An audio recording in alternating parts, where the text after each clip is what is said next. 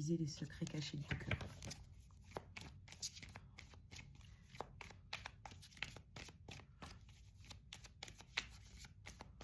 On va les prendre au pif. Là, je mélange.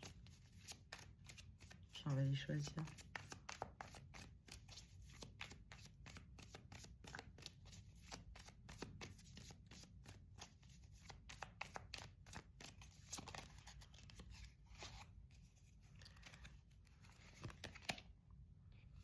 L'intimité.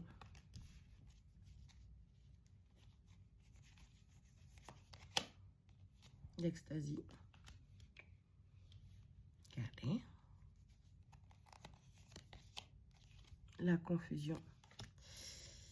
Oh, bitch.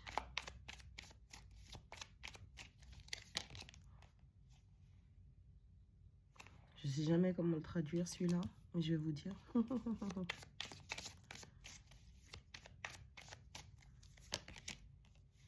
Le rejet.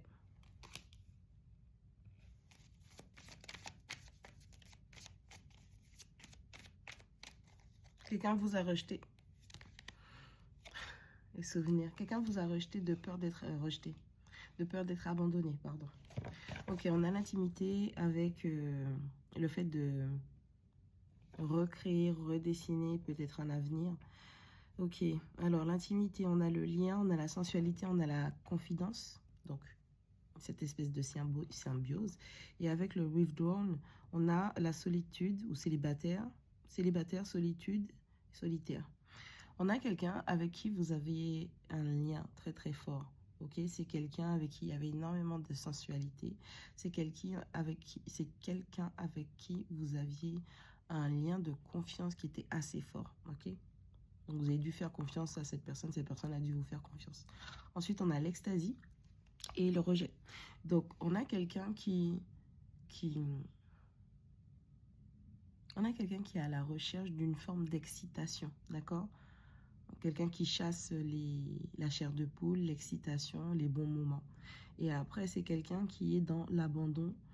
C'est quelqu'un qui rejette les gens et c'est quelqu'un qui a des peurs irrationnelles. Donc, encore une fois, ça rejoint ce que je vous disais. On a quelqu'un qui vous a rejeté de peur d'être abandonné. Parce que c'est comme ça que fonctionne le rejet chez certaines personnes. Ils vont vous rejeter de peur d'être abandonné par vous. Et peu importe la qualité, l'intensité de ce que vous allez croire que vous créez avec ces gens, ils ont des peurs qui sont infondées, irrationnelles. Ce sont des personnes qui sont insécures. Ce sont des personnes qui n'ont pas travaillé sur leur trauma. Et cette personne cherche à avoir un sentiment de familiarité puisque c'est leur trauma qui les dirige. D'accord? C'est pas la guérison, c'est pas la logique et les choses sensées. Ok? On a la confusion et on a les souvenirs. Cette personne, elle avait beaucoup d'incertitudes. C'est quelqu'un qui n'avait pas l'esprit clair, qui était complètement embrouillé. Et c'est quelqu'un qui était absolument pas clair, ok, dans sa tête, ok. C'est quelqu'un vraiment... il n'y avait rien de clair, il n'y avait rien de stable à cause justement de ces peurs irrationnelles. Et avec les souvenirs, cette personne, eh ben, elle est dans une phase où c'est un petit peu amer parce que... quand elle repense à l'intimité qu'elle avait avec vous, je rappelle que l'intimité, c'est pas les relations au lit, d'accord? L'intimité, c'est vraiment tout ce qui englobe ça. La partie lit, c'est vraiment un plus, d'accord? Et cette personne, elle est en train de ruminer ça, elle est en train de se remémorer ça. Tout ça, ça remonte à la surface. Parce qu'aujourd'hui, c'est quelqu'un qui voit à quel point il ou elle était confus dans cette situation. Parce que cette personne n'était déjà pas claire avec elle-même et elle a été activer des choses chez elle, avec vous et face à face. Âme sœur. Je vous ai dit, on a l'âme sœur qui va avec l'intimité. C'est quelqu'un qui vous a, vous ou cette personne, ou les deux, vous êtes aimés profondément. Et il y avait ce sentiment d'unité, de familiarité, où on est vraiment lié à quelqu'un. Il y avait cette notion d'appartenance avec cette personne. Malédiction. Ah, faut chercher. Cette personne était tellement... ben oui. Hein? Cette personne Elle était tellement à la recherche d'excitation, à peut-être avoir plusieurs liens, à chercher la personne qui déclenche des choses chez lui, chez elle, que cette personne aujourd'hui, par rapport à vous déjà, cette personne pense que vous lui avez fait quelque chose. C'est que spirituellement, vous l'avez attaché, vous avez fait un sortilège ou quelque chose qui fait que c'est pas super génial en combinaison avec ça. Et c'est quelqu'un, plus le temps passe et plus vous manquez terriblement à cette personne. C'est quelqu'un qui désire être avec vous. Mais elle sait que ses comportements et sa confusion vous ont mené à cette situation. Pour d'autres personnes, effectivement, vous aviez un lien très très fort avec quelqu'un, mais il y avait une énergie qui était un petit peu obsédée par cette personne. Et du coup, ça peut, pour certaines personnes, pas tout ça, c'est cette énergie justement qui a fait le nécessaire occultement pour pouvoir maintenir quelqu'un dans la confusion. Et avec, quand on assemble ça comme ça, avec les souvenirs, c'est quelqu'un qui a été maintenu dans des liens du passé, dans des situations, sentiments, émotions du passé, et on empêchait à quelqu'un d'aller de l'avant. Ok? S'échapper. Vous avez, j'allais dire avorté, mais ouais, vous avez avorté cette personne, vous l'avez bloquée, vous l'avez repoussée. Parce qu'au départ, cette personne, malgré l'intimité, le lien, la confiance qu'il y avait entre vous, c'est quelqu'un qui pratiquait le rejet sur vous. Et à force de pratiquer le rejet sur l'autre, eh ben, il finit par nous rejeter, voire nous abandonner. Donc pour certains, c'est un travail qui a été fait pour que cette personne, justement, se dégage de vous, se dégage du lien, se dégage de la connexion que vous aviez. Et pour d'autres personnes, c'est cette personne qui a provoqué ça. Ok ? Donc ça ne parlera pas à tout le monde. Et ce ne sont pas toutes les ex qui sont karmiques et ce ne sont pas toutes les ex qui vont faire de la sorcellerie. Même, malheureusement, la plupart, c'est comme ça qu'elles fonctionnent.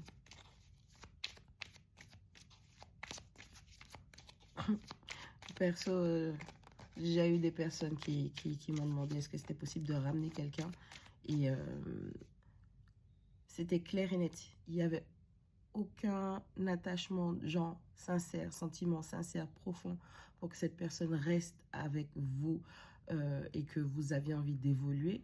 Mais comme on n'avait pas envie que cette personne trouve quelqu'un de mieux ailleurs, eh ben, on nous demande de travailler sur quelqu'un et de déroger au libre arbitre. Sauf que moi, je suis pas une sorcière. Un sorcier, une sorcière, il va prendre tous les boulots. Il n'y a pas de problème. Par contre, certains, ça peut être des chamans, ça peut être des guérisseurs, des choses comme ça. Nous ne dérogeons pas au libre arbitre et nous nous donnons un droit de réserve de dire non. Surtout quand on voit que tu n'aimes pas la personne, mais tu veux juste pas, par égoïsme, ne pas laisser la personne partir. Ben nous, ça, on déboîte ça en fait. On purifie la personne, on lui fait comprendre les choses, ça prend le temps, on fait un accompagnement, des échanges, des discussions, et puis on fait la personne faire un travail, et nous-mêmes, nous faisons un travail. On enlève. Et on accompagne la personne pour qu'elle puisse retrouver une clarté mentale afin qu'elle soit dans son intégrité. Le temps. Brisé.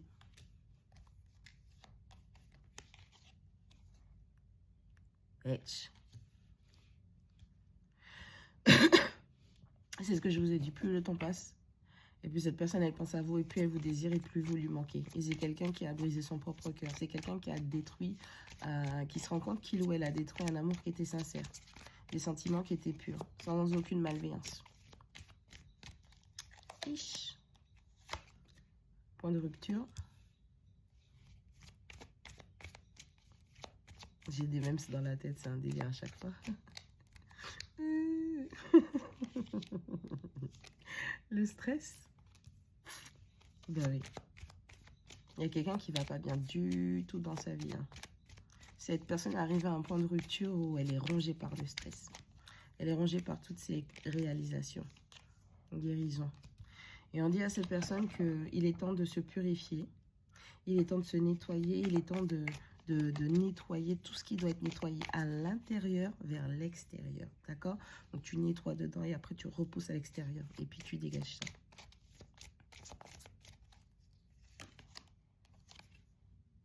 à poursuite. Cette personne s'est rendue compte en fait que le temps, le point de rupture et la chasse. Cette personne, elle a poursuivi tout ce qui était toxique dans sa vie. C'est quelqu'un qui est arrivé à un point de rupture où elle n'a pas respecté ses propres limites, elle ne s'est pas écoutée. C'est quelqu'un qui attente, cycle, moment. C'est quelqu'un qui est resté coincé dans des boucles. Vous êtes peut-être quelqu'un qui a été emprisonné dans des boucles. Mais quoi qu'il en soit, c'est quelqu'un qui se rend compte que maintenant, elle est submergée par tout ça. C'est comme si elle a fait, le temps est passé, qu'il y a tout qui lui revient d'un coup. Donc la personne a l'impression que c'est aujourd'hui que le ciel lui tombe sur la tête, mais c'est un travail qui a été progressif, que ce soit d'elle ou que ça vienne d'une autre personne vis-à-vis d'elle. D'accord? Et cette personne aujourd'hui, elle se rend compte qu'elle a poursuivi de la toxicité, elle a été résiliente par rapport à de la toxicité. Il n'y avait rien de positif et de sain pour elle, quoi. C'est quelqu'un qui se sent vide. Elle est submergée par le stress, elle a brisé son propre cœur, elle se sent vide. Elle est submergée par du vide, par de la tristesse, parce que cette personne, encore une fois, elle est à la recherche d'une espèce de frisson qu'elle a eu avec vous et elle n'arrive pas, malgré les diverses connexions qu'elle établit, toujours le même mode de fonctionnement. Et ne vous inquiétez pas, vous n'avez pas besoin de prier pour que la personne voie la guidance ou qu'il ou elle se rende compte ou que la nouvelle personne ou que telle personne voit comment est le visage. Non, chaque chose va se révéler en temps et en heure parce que c'est le même mode de fonctionnement que cette personne a. Cette personne se sent vide à l'intérieur, voire elle est une coquille vide.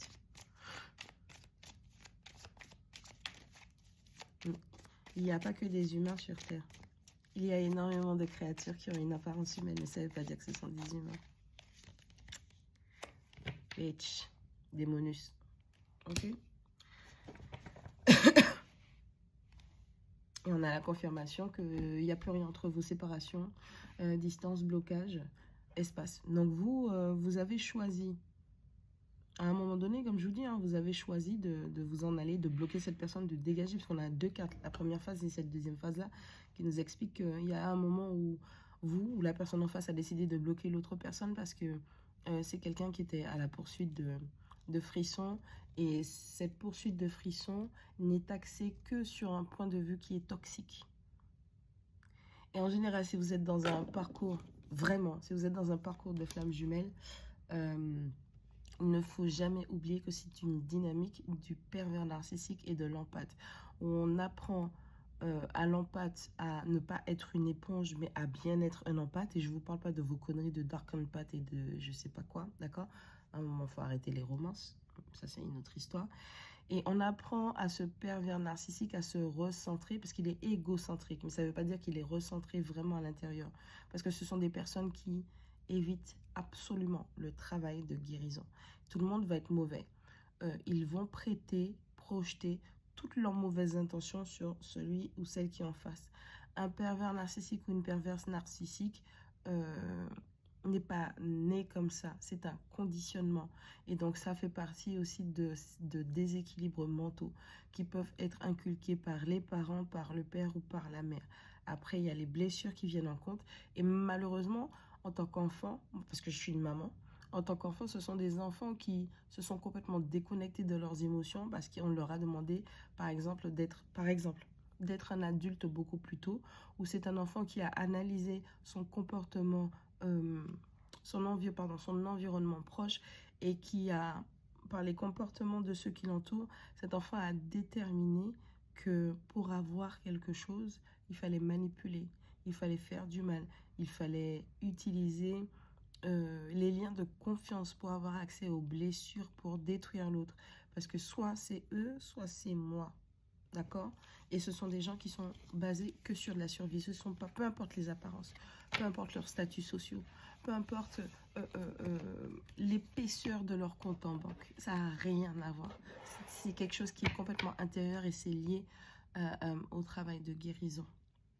Et donc, du coup, si vous êtes conscient que vous êtes un partenaire, vous avez un partenaire qui est PN, que ce soit un homme ou une femme, si vous-même, je vous dis ça, ce sont des conseils que j'aurais aimé, que j'aurais voulu apprendre il y a des années avant, ok? lorsque vous êtes conscient au minimum des blessures, quelle que soit la blessure, aussi minime qu'elle soit, et que cela soit révélé, focalisez-vous sur vous, d'accord? Parce que ce sont des gens qui vont vous pousser à l'épuisement mental. Je vous le dis, hein, j'étais avec quelqu'un, j'ai réussi à faire 1 an de Xanax. Complètement engourdi des énergies. Ok.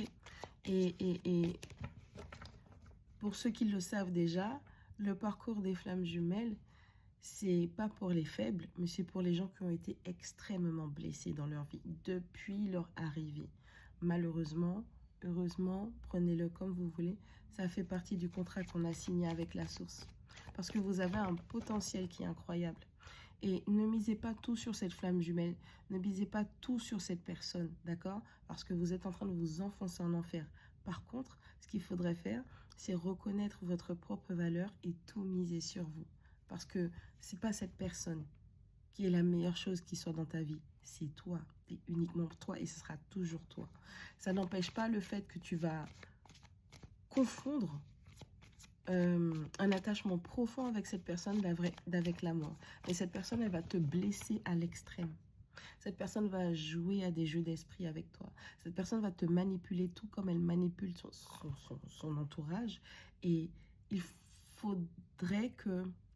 faudra que lorsque ces choses-là arrivent à ta conscience, que tu acceptes les choses telles qu'elles sont et que tu te choisisses.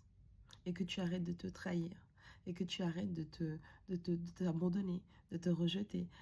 Tu vois ce que je veux dire? Parce que ce soit vraiment le cas, que ce soit des flammes jumelles ou âmes sœurs ou peu importe, surtout les karmiques, à partir du moment où tu prends conscience de tes propres limites, tu rentres déjà dans la case du respect de soi. Et à partir du 2e point, où toi-même tu respectes tes propres limites, par respect, par valorisation, par amour de toi-même, tu as déjà un premier cran de sûreté, de protection, si tu veux, énergétique. Et 3e point, peu importe qui se trouve en face de toi, ça peut être tes enfants, ça peut être ton partenaire, ça peut être tes parents, des gens, peu importe, ça fait 30 ans, 40 ans que vous êtes amis. Si quelqu'un dépasse ta limite, une limite que toi tu respectes pour toi, mais que les autres en face ne respectent pas, tu as la confirmation simple, claire et nette qu'il est temps de fermer la porte sur ce genre de comportement, on va dire. Tu as déjà suffisamment à faire dans ta vie, c'est-à-dire que tu dois découvrir qui tu es, si tu as oublié. Tu dois redécouvrir quelle est la mission que tu t'es donnée, soit juste de vie, soit d'accompagner le collectif, soit d'accomplir des choses pour le collectif et individuellement. Enfin, bref, ça peut être une multitude de missions, tu vois. Mais il faut que tu gardes en tête qu'il soit impératif que tu t'aimes. Et s'aimer, ça veut dire se respecter. Parce que quand tu aimes quelqu'un en face, tu respectes cette personne. Et tu essayes de faire de façon à ce que ton comportement et tes actions ne blessent pas cette personne. Et si toutefois tu as fait quelque chose, même inconsciemment, qui ait blessé cette personne, regarde comment tu t'excuses vite. Alors quand tu as en face de toi des personnes qui te font du mal et qui t'invalident, tu ne peux pas autoriser ce genre de personnes à rester. Rappelle-toi de ça. Une fois, c'est un choix. C'est une erreur. À partir de 2, c'est un choix. Est-ce que tu vas donner plusieurs balles à quelqu'un qui ne fait que te tirer dessus? À ce moment-là, la question c'est pourquoi tu t'aimes pas? Et parfois, on se dit souvent, non mais je m'aime. Non mais je m'aime. Si tu t'aimais vraiment,